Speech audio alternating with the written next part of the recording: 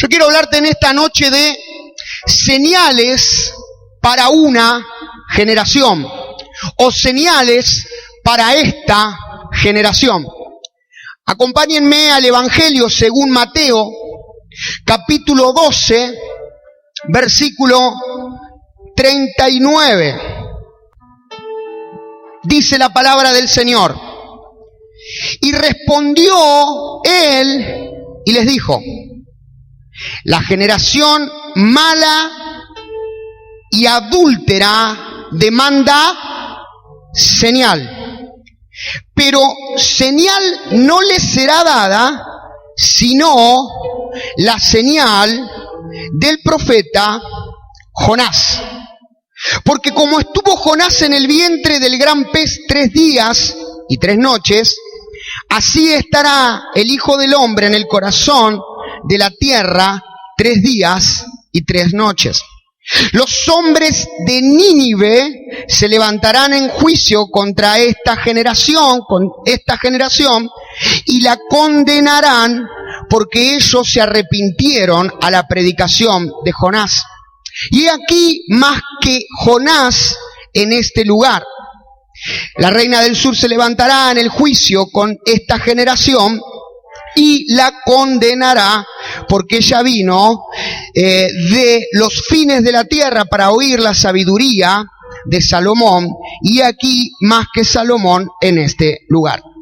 Aquí la palabra del Señor, y luego quisiera que podamos tener el libro de Jonás, allí los primeros capítulos. Quisiera que lo puedan tener abierto y quiero hablarles acerca de esta historia. Ustedes saben que Jonás, el nombre bíblico, significa paloma. Qué imagen tierna la de una paloma. De hecho, el Espíritu Santo se manifiesta cuando desciende bautizando a Jesucristo en forma de paloma. La paloma representa la sensibilidad. Pero qué paradójico, porque Jonás es todo lo contrario a lo que simboliza paloma. Todo lo contrario a lo que es una paloma. Yo quiero decirles el perfil de Jonás. Jonás era un hombre nacionalista, pero fundamentalista. La idea de Jonás era que solamente se salvaba al pueblo de Israel y todos los demás morían, que había condenación y tenía que haber juicio. Jonás tal vez representaría hoy, como podemos ver en las fronteras, a periodistas, a gente, ciudadanos, no políticos, pegándole a los niños para que no entren los migrantes que vienen huyendo. Jonás representa el nacionalismo, representa un hombre terco. Jonás era un hombre de mucha condenación.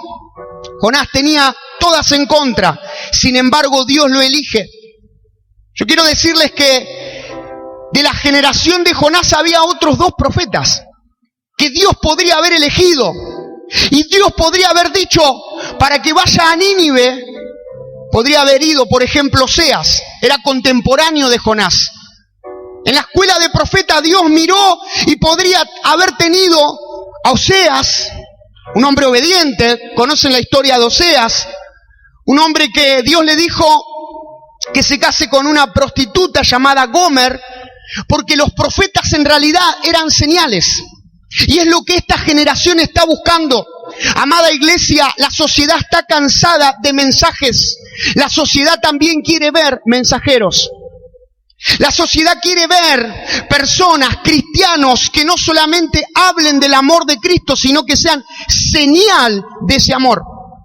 La sociedad quiere ver pastores, líderes, hombres, mujeres, cristianos, que no solamente testifiquen con la boca, porque ya está cansada la sociedad de palabras.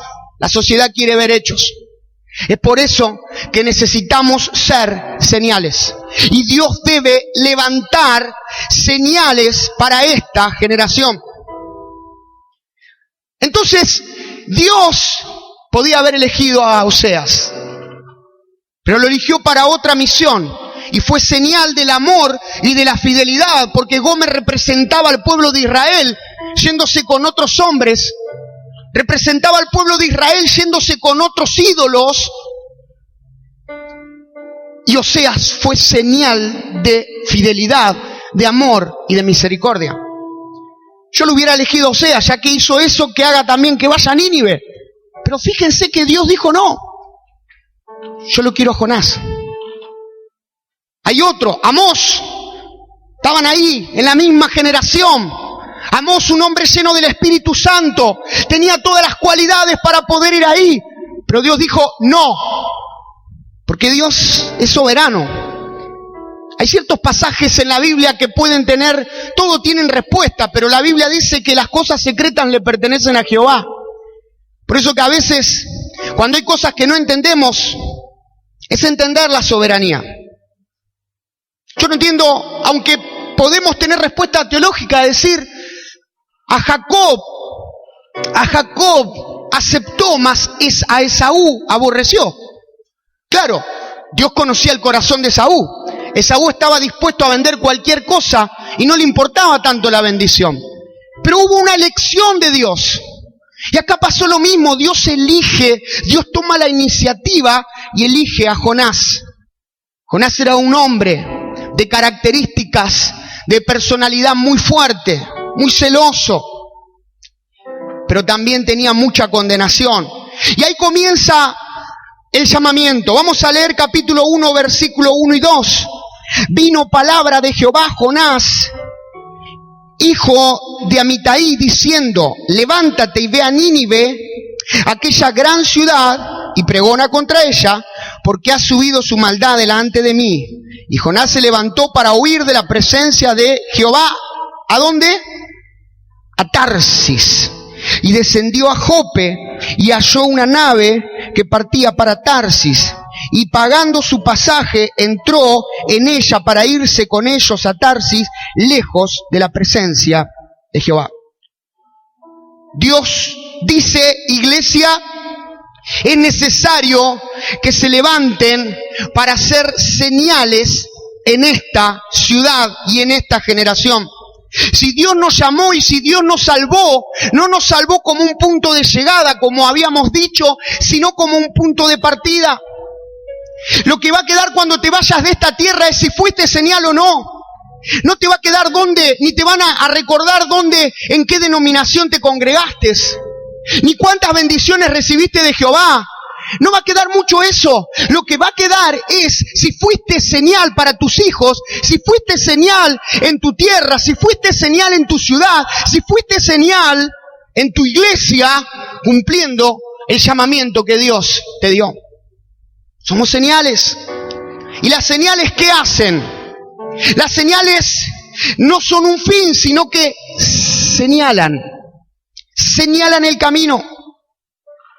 ¿Qué vemos cuando miramos el templo que hoy está lleno de tubos y ya se comienzan a ver las gradas, pero cuando empecemos a mirar ya el templo terminado, ¿qué ves ahí? Además de la casa del Señor, de la cual con mucho sacrificio y amor le estamos construyendo, yo lo que estoy viendo es una señal. Porque la casa, el nuevo templo, será una señal para la ciudad. Y va a señalar, va a indicar. La señal indica un camino.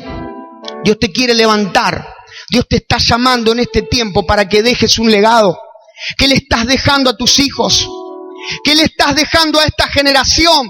Me conmovió mucho las palabras del apóstol Motesi en una oportunidad en enlace cuando comenzó a pedir perdón y comenzó a redimir y se sentía la presencia de Dios cuando este hombre decía: yo les quiero pedir perdón en nombre de mi generación por el mundo que le dejamos a los jóvenes.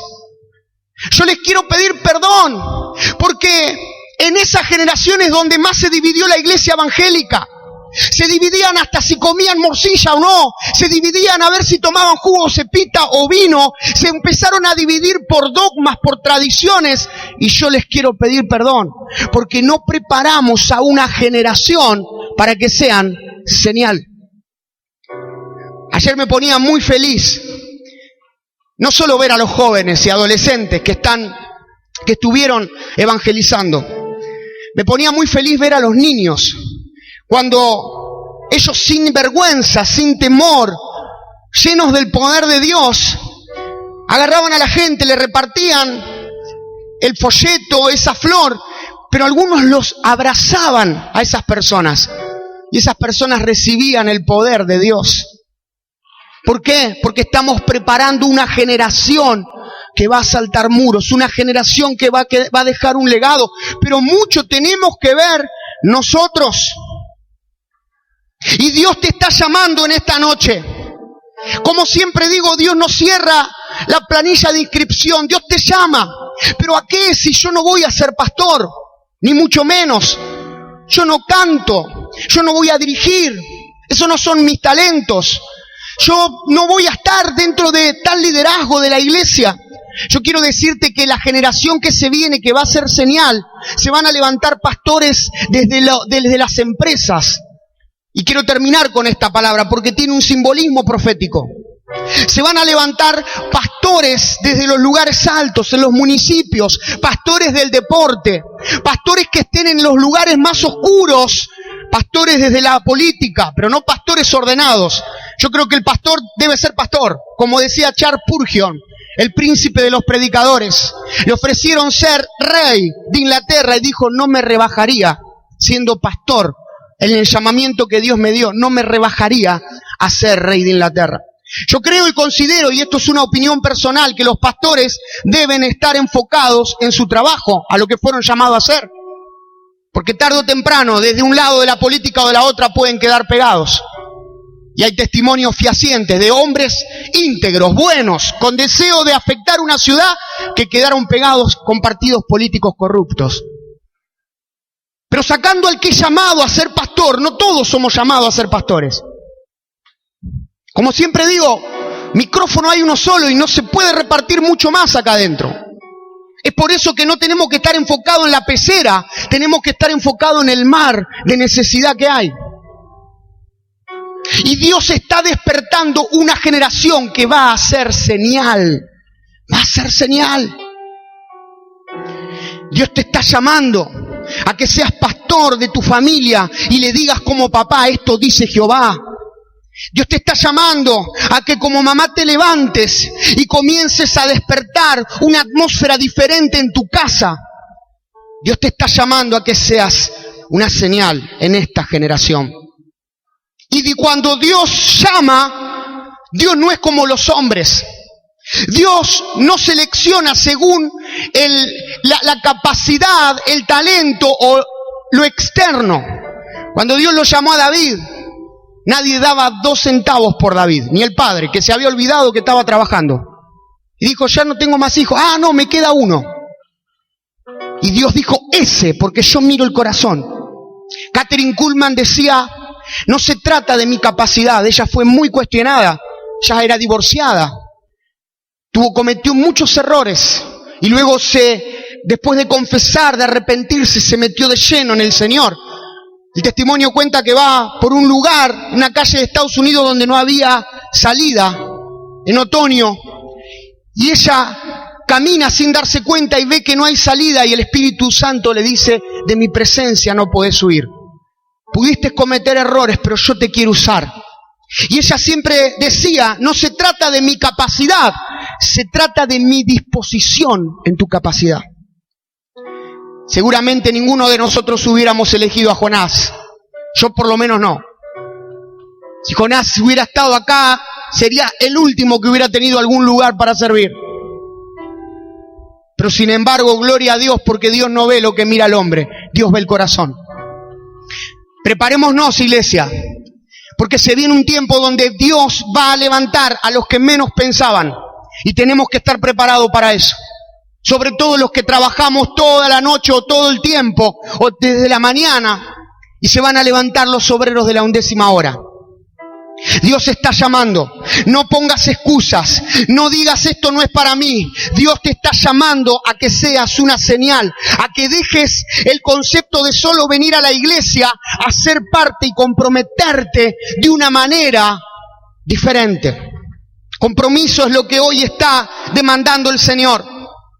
Ya tenemos iglesias que se van llenando, pero no te confundas. Templos llenos no quiere decir una iglesia despierta. Templos llenos no quiere decir una iglesia comprometida. Dios quiere despertar a hombres y mujeres que digan: yo voy a dejar una señal. Yo voy a hacer una señal en mi iglesia.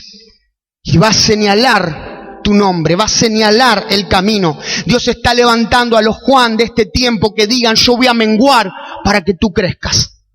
En un tiempo tan difícil donde los que más quieren figurar o crecer son los showman, los pastores, los líderes, los que están arriba, que les encanta esto, el escenario y el micrófono, y en vez de ser alguien que los guíen a Cristo, terminan siendo los mediadores. Y el único mediador entre Dios y los hombres es Jesucristo. Y Dios está levantando a los Juan que digan: yo menguo, Señor, yo trabajo para que tú crezcas.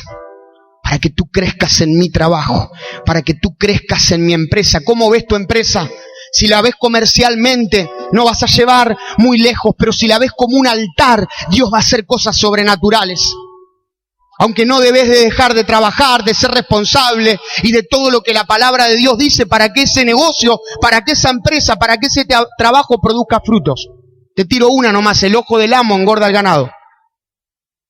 No es que hay crisis, a veces tenés que estar. Si tenés un negocio, tenés que tener abierto. Porque si no, no es crisis. Si tenés una empresa, tenés que tener tiempo allí. Tenés que tener tiempo allí. No son con oraciones que la empresa va a progresar. Tenés que trabajar responsablemente, marcar la diferencia. Si sos empleado y querés llegar a un lugar donde ninguno ha llegado, vas a llegar porque Dios te va a dar la gracia. Y vas a ser como Daniel 10 veces mejor. Pero esa es la idea. Si no, estamos cansados.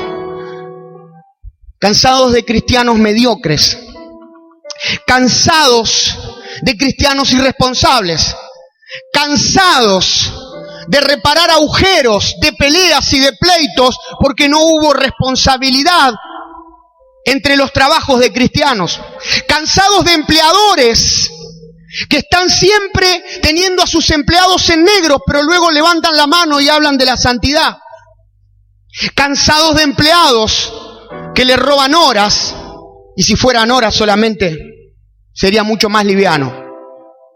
Entonces nosotros los pastores estamos en una encrucijada. Cuando me pregunta alguna persona: ¿tenés algún hermano que vos conozcas de la iglesia? Y uno dice: ¿qué hago? Digo que sí, la palabra dice que hay que ayudar a los hermanos de la fe. O digo que no y me ahorro un problema. Yo creo que viene el tiempo donde se van a levantar cristianos que van a hacer señales, van a ser excelentes en lo que hagan, porque van a ser pastores allí, porque van a liderar allí. Jonás. Pero fíjense que Jonás agarró para otro lado. Jonás no fue a Nínive. A Jonás no le importó el llamamiento. Y algunos teólogos dicen que se arrepintió. Termina el libro diciendo que se arrepintió. No, léanlo bien, no se arrepintió nada. Terminó ahí, no dice si se arrepintió o no. Y tampoco era una ballena, un pez dice, pez. Porque hemos escuchado cosas así. Entonces él huye a Tarsis. Tarsis significa lugar de refinamiento, eran donde trabajaban los mineros. Y comienza el proceso. No huyas de Dios cuando Dios te llama. Si hay un llamamiento, pasarán años y siempre estará en tu corazón. Y dice Proverbios que podrás tener todo, pero la bendición de Dios no añade tristeza.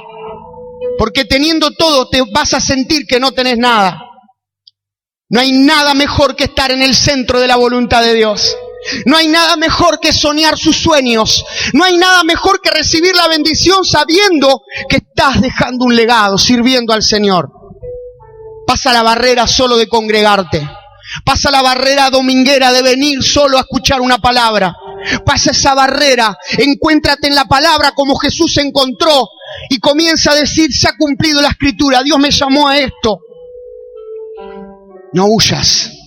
Pero cuando uno va a hacer señal, viene el proceso. Primero Dios te llama y luego viene el proceso. Viene un proceso. Él huye en un barco. Tarsis estaba en España.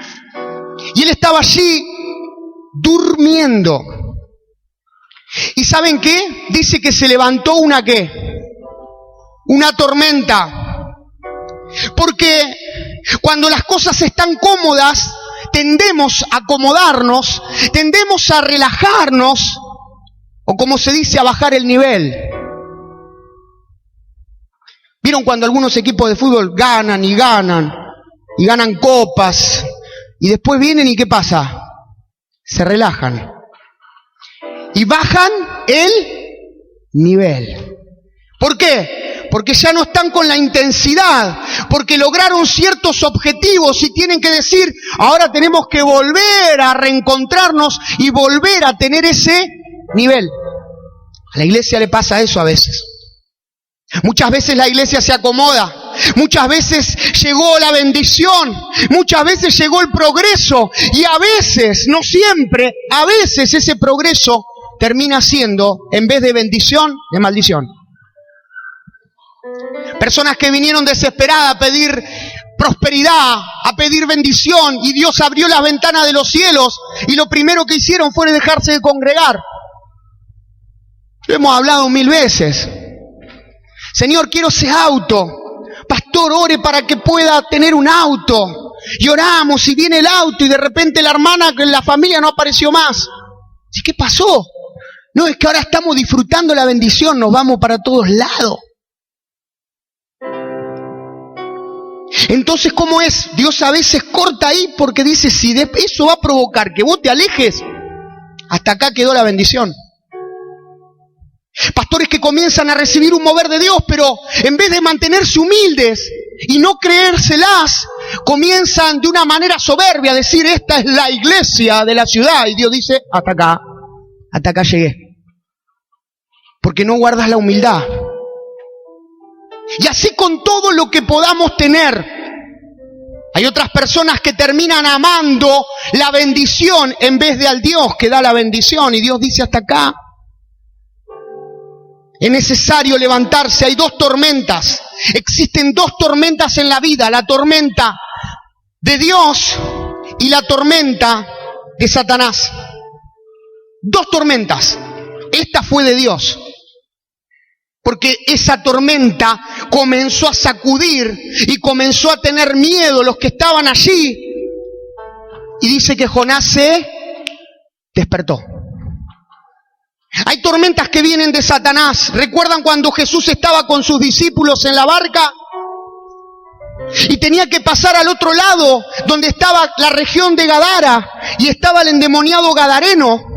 Y ya había una confrontación en los cielos, porque los demonios sabían que Jesús iba a pasar al otro lado. Pero Jesús dormía.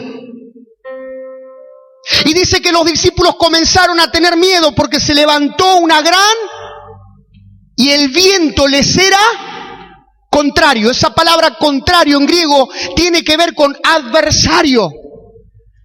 No era algo del clima, era Satanás levantándose porque sabía que iba a haber libertad si Jesús pasaba al otro lado. Entonces se levantó Jesús y dijo, calla y enmudece. Hay momentos que vienen tormentas a nuestras vidas y nos sentimos raros porque decimos, estamos orando, estamos ayunando, venimos a la iglesia. Cuando empezamos a servir, recién empezamos con todo y ya tenemos cierta guerra, cierta tormenta. Es porque Satanás sabe que Dios va a hacer milagros, señales y maravillas con tu vida. Es porque sabe que vas a pasar al otro lado y algo grande va a suceder.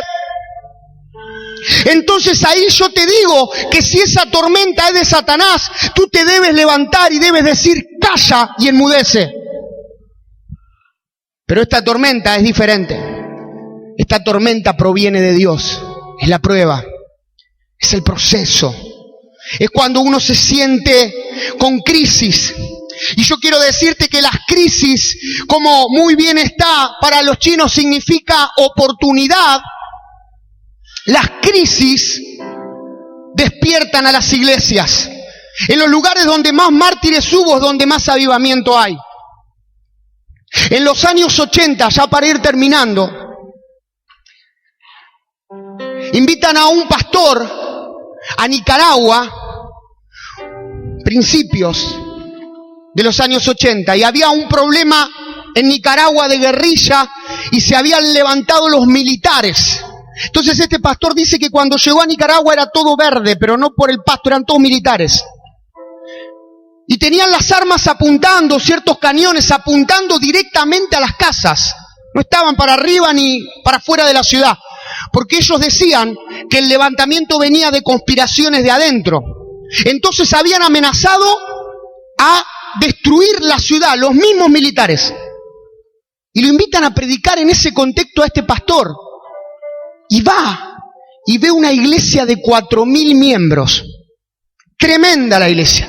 Había fuego, señales, no una iglesia llena de números de miembros, sino una iglesia llena de poder. Había un avivamiento, estaban pasando cosas tremendas, las personas se sanaban. Y el pastor era un adolescente de 18 años. Entonces se sorprende este pastor, profeta, y le dice, ¿dónde están? ¿Vos sos? Sí, yo estoy pastoreando ahora. ¿Pero por qué? Porque mataron a los pastores, a mis pastores los mataron. Y mataron a los líderes que estaban con mis pastores. Y bueno, y quedé yo, dijo. Y tuve que hacerme cargo de esto. Y había espías, dice que hacían señales así, como diciendo, están oyendo, porque había espías que seguían a estos pastores. Pero fíjense que cuanto más crisis, persecución, más mover había en la iglesia y pasaban cosas tremendas. Terminó la época de los militares, se acomodó el país, vino la democracia y dice que a este pastor lo invitaron años después. Y él pensó que esa iglesia iba a seguir creciendo, que esa iglesia iba a seguir avanzando, que iba a estar llena de la gloria. Pero sin embargo vio una iglesia muerta, vio una iglesia fría, vio una iglesia dogmática, vio una iglesia que no solo no creció, sino decreció, no solo numéricamente, sino en el poder del Espíritu Santo. Y este pastor decía, ¿qué pasó? Pasó que terminó la crisis y se relajaron. Cuando hay crisis, eso provoca que nos despertemos. Las crisis y las noticias que vienen, que a veces no son las mejores, provoca que nosotros nos despertemos espiritualmente. No maldigas tus crisis, no maldigas tus pruebas, no maldigas tus esperas, porque va a llegar un tiempo que si es de Dios, esa tormenta, esa crisis va a pasar y mayor peso de gloria Dios va a descender sobre ti. Mayor peso de gloria. Bendecí tu almohada de piedra y decí gracias por este momento que estoy pasando, aunque no lo entiendas, porque viene mayor peso de gloria. No te acomodes. Y lo último, para ir terminando, seguiremos tal vez la semana que viene. Dice que Jonás es tragado por un gran pez. Y no tengo el tiempo para decirte, pero en ese gran pez, Jonás comenzó a adorar a Dios. Se fueron las quejas, se fue el mal carácter, se fue la murmuración, se fue la condenación y comenzó a adorar. Dice que allí compuso un salmo, una canción, después léanla bien. Y en ese tiempo de intimidad donde él estaba en el lugar más oscuro, dentro de un pez, que no debe ser algo muy cómodo, en un lugar horrible, Dios sacó lo mejor de él. Pero termino con esto. ¿Cuántos saben que Dios es inteligente? Que Dios sabe, pero verdaderamente sabe porque es omnisciente, todo lo sabe. ¿Saben por qué eligió un pez? ¿Por qué eligió un pez? Porque él tenía que ir a Nínive. Y el pez, para los asirios, la región de Nínive, ¿Saben cuál era el máximo dios de Nínive? Un pez. Ellos adoraban al pez.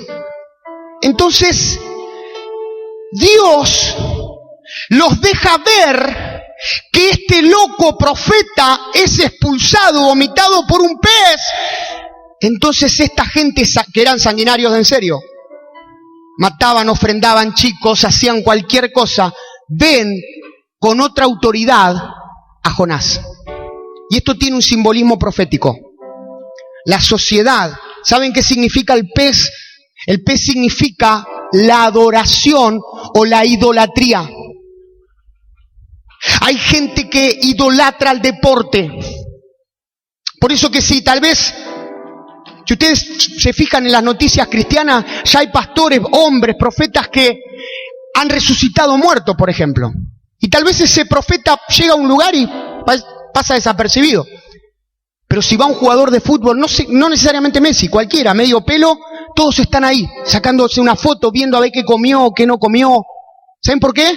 Porque la sociedad tiene peces que tiene que ver con la idolatría. La sociedad idolatra al deporte. La sociedad en algunos lugares, no acá, idolatra la política. La sociedad idolatra todo lo que tiene que ver con cosas del mundo. Y esta es la palabra profética para terminar. Dios te va a meter en esos lugares como Jonás para que seas luz y para que te levantes y digas: en el nombre del Señor es tiempo de arrepentirse. Dios va a levantar artistas, Dios va a levantar deportistas. ¿Cuántos han salido de acá de azul? Tienen que salir más, pero los que salgan tienen que ser cristianos. Los del Bonis que van a salir van a ser cristianos. No sé qué otro jugador salió de acá. Almeida, uno que estuvo en River. Tienen que salir muchos más, pero esta vez tienen que ser cristianos. En uno de los mundiales, no recuerdo cuál fue, seguramente uno que no ganó Argentina, eso seguro, que fue en el 2000, que estaba Kaká en su mejor, eran unos crack todos. Y tenía este equipo, salió campeón Brasil, y tenía, la mitad eran cristianos, Kaká como pastor, ya perfilándose a pastorear, y la otra mitad eran brujos, macumberos. Pero seguramente allí estuvo más el poder de Dios. Porque cuando ganan el campeonato, cuando ganan el mundial, todos, absolutamente todos, se ponen una remera, pero todos, los 11, seguramente los brujos también le obligaron a ponérselo. Y decía: Jesucristo es el Señor y el Salvador. Eso es lo que significa esta palabra. Se metieron en el lugar donde idolatraban al deporte, donde estaban miles y miles y millones de vidas mirando, y dieron el mensaje de Jesús.